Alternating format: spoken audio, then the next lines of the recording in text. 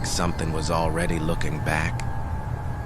Tonight, you'll hear 3 real stories from people who swear they saw something or someone staring through their windows in the dead of night.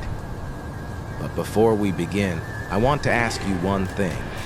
If you saw a face outside your window, motionless, just staring, would you go look closer or shut the curtains and hide? Type your answer in the comments below, because by the end of this video, you might change your mind. It was January in Ohio, the kind of cold that freezes your breath the second you step outside. Emily was 16, home alone while her parents drove back from Cleveland. She wasn't scared. She'd stayed alone before. The only light in the room came from her desk lamp and the soft glow of the snow outside her window. Around 10 p.m., she heard it, a soft tapping on her window. At first, she thought it was a tree branch, but the sound was rhythmic, too steady. Tap, tap, tap. She looked up, squinting through the frost, nothing but white. Then, her phone buzzed, a text from her mom. "Still an hour away." "Everything okay?" she typed back. "Yeah, all good." Another tap, louder this time. Emily's heart skipped. The lamp flickered. She turned it off, thinking the darkness would help her see better, but that was her mistake. Because when the room went dark, she saw it clearly, a man's face, pressed against the glass. No expression, no movement, just eyes, wide and empty, staring at her. Emily froze. Her mind screamed, "Run!" but her body wouldn't move. The man smiled, just barely, and then vanished into the darkness. Police arrived 15 minutes later. They found footprints in the snow, leading up to the window and back into the woods behind the house. No sign of anyone else.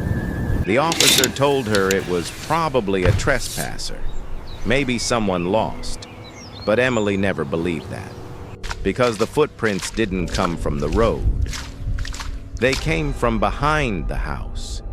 After that night, she never opened her curtains again, and sometimes she swears she can still hear it. Tap, tap, tap.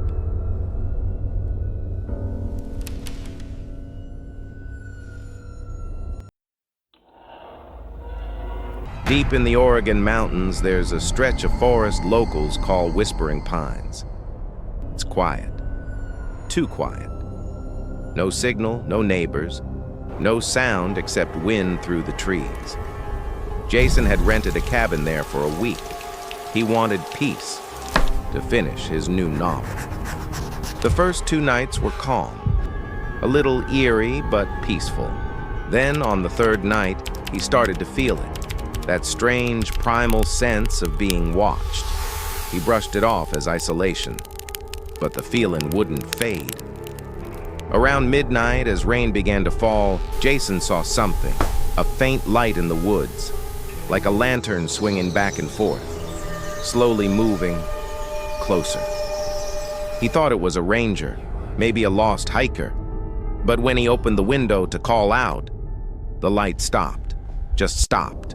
Between the trees. Jason called again. "Hello?" No answer. Then the light turned off.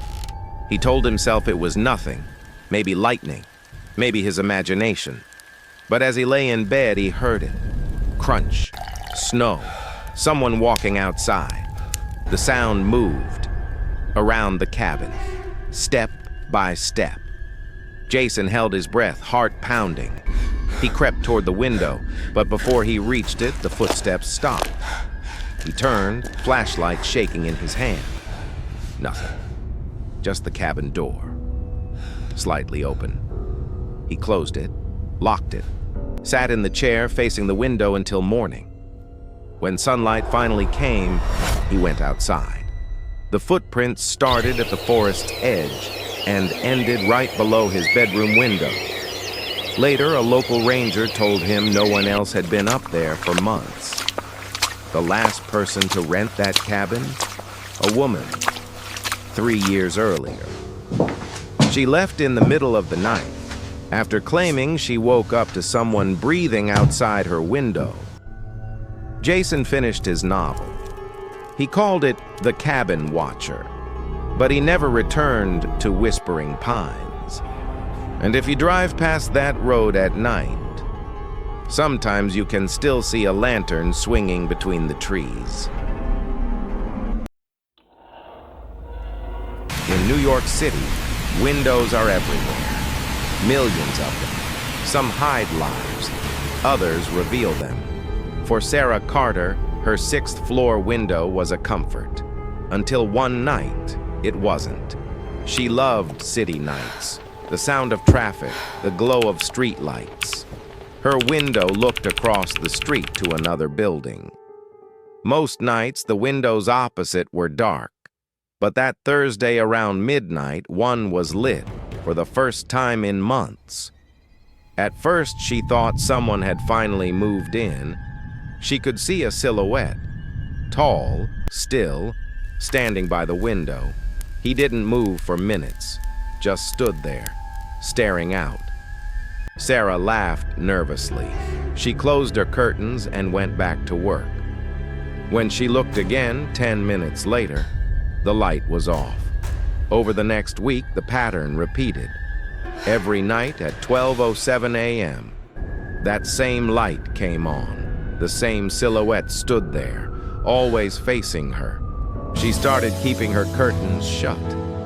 But every morning when she woke up, they were open again. She thought she was sleepwalking, until she checked the footage from her phone's motion camera.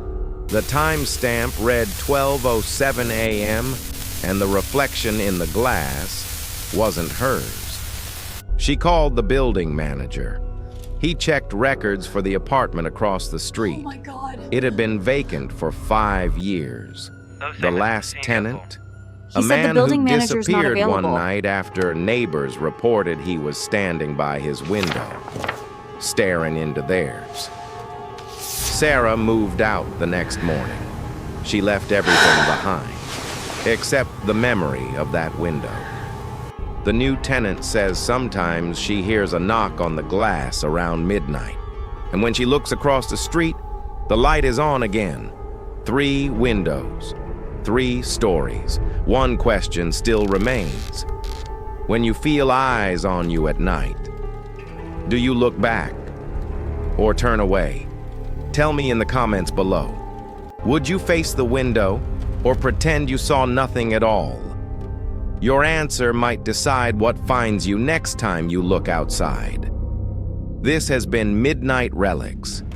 If you enjoy true horror stories from American roads and homes, subscribe, leave a like, and share your own story below. Because sometimes, the scariest stories aren't fiction. They're just a window away.